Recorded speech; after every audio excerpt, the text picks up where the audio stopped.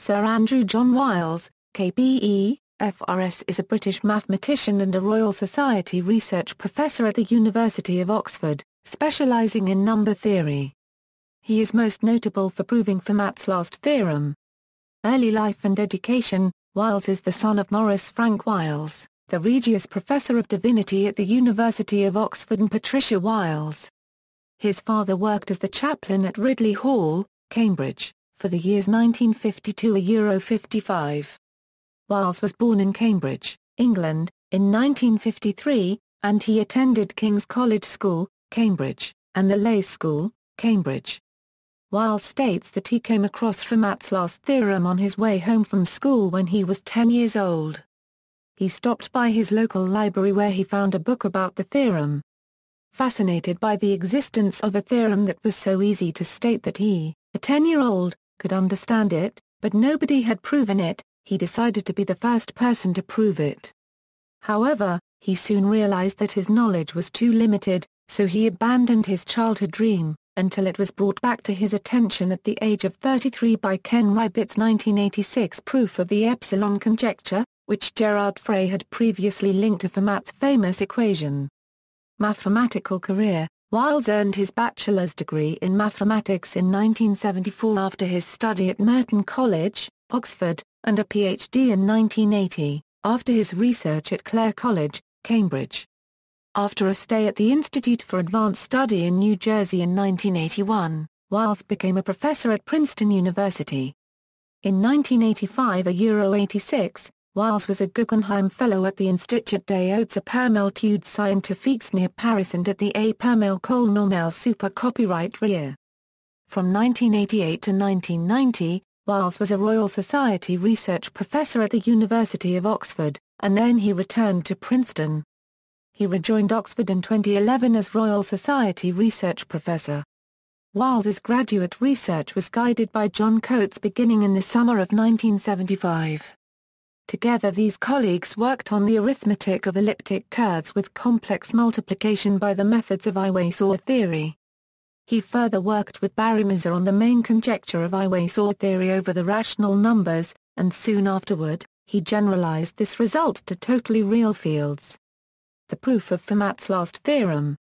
Starting in the summer of 1986, based on successive progress of the previous few years of Gerard Frey, Jean-Pierre Serre and Ken Ribot, it became clear that Fermat's last theorem could be proven as a corollary of a limited form of the modularity theorem.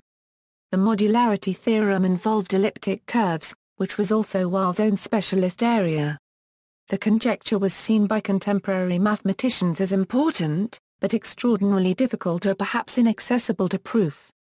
For example, Wiles' ex-supervisor John Coates states that it seemed impossible to actually prove, and Ken Ribot considered himself one of the vast majority of people who believed it was completely inaccessible, adding that Andrew Wiles was probably one of the few people on Earth who had the audacity to dream that you can actually go and prove it. Despite this, Wiles, who had had a childhood fascination with Fermat's last theorem, decided to undertake the challenge of proving the conjecture at least to the extent needed for Frey's curve. He dedicated all of his research time to this problem for over 6 years in near total secrecy, covering up his efforts by releasing prior work in small segments as separate papers and confiding only in his wife. In 1993, he presented his proof to the public for the first time at a conference in Cambridge. In August 1993 it was discovered that the proof contained a flaw in one area. Wiles tried and failed for over a year to repair his proof. According to Wiles, the crucial idea for circumventing, rather than closing this area, came to him on September 19, 1994 when he was on the verge of giving up. Together with his former student Richard Taylor, he published a second paper which circumvented the problem and thus completed the proof. Both papers were published in 1995 in a special volume of the Annals of Mathematics. Recognition by the media. His proof of Fermat's last theorem has stood up to the scrutiny of the world's mathematical experts. Wiles was interviewed for an episode of the BBC documentary series Horizon that focused on Fermat's last theorem. This was renamed The Proof, and it was made an episode of the public broadcasting service's science television series Nova. He has been a foreign member of the U.S. National Academy of Sciences since 1996. Awards and honors.